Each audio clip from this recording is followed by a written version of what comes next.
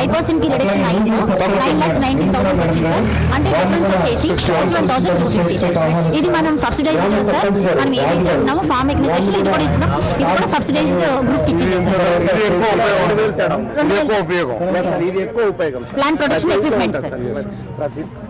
Sir ఇది ఒకసారి demo చేస్తారు ఓకే మేడం.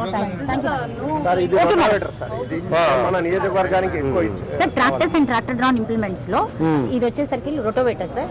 సేమ్ మనకి రొటోవేటర్స్ లో వచ్చేసరికల్లా 36 బ్లేడ్స్ 42 బ్లేడ్స్ ఉంటుంది సార్. దాంట్లో 12% GST 5% రెడ్యూస్ అయినప్పుడు మనకి ఏంటంటే 10,000 నుంచి 15,000 వరకు ఉంటుంది సార్. అంటే క్రెడిట్ ఇచ్చేస్తారా? అంతే కదా. ఎవరు డీలర్ ఎవరు అంటే క్రెడిట్ ఇస్తారు. అంటే భవిష్యత్ ట్రాక్టర్స్ లో అడ్జస్ట్ చేసుకోండి సార్.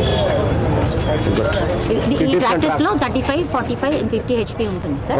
సో 12% 5% 7,15,000 అనేది 7,69,000 సార్. 5% వచ్చేసరికి ఈ డిఫరెంట్ ట్రాక్టర్స్ రివైజ్ లో వచ్చేసరికి 45 HP. అవును సార్, 45 HP రేంజ్. ట్రిప్ వరి కోత యంత్రాల మీద అయితే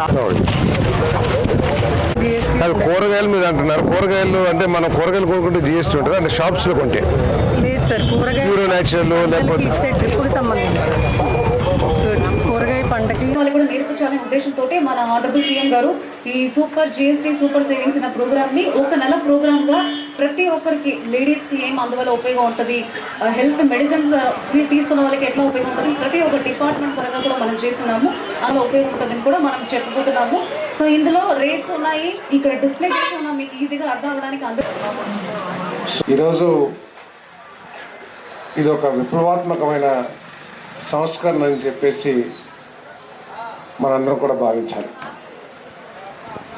ఎందుకంటే మనకు స్వాతంత్రం వచ్చిన తర్వాత ఈ 75 సంవత్సరాలను కనుక మనం తీసుకుంటే మొట్టమొదట్లో మన ప్రజల కడుపు మనం ఎట్లా నింపాలా అనే ఆలోచనతో ప్రభుత్వాలు పనిచేసినాయి.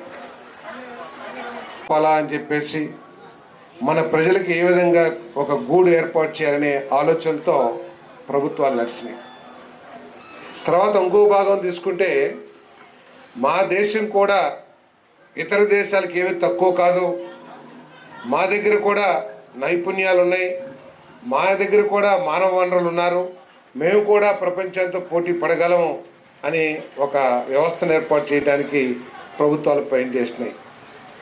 రాబోయే రోజుల్లో ఈ ప్రభుత్వాలు పనిచేసేది ముఖ్యంగా చంద్రబాబు నాయుడు గారి నాయకత్వంలో, లోకేష్ గారి నాయకత్వంలో, పవన్ కళ్యాణ్ గారి నాయకత్వంలో, అదేవిధంగా మోడీ గారి నాయకత్వంలో.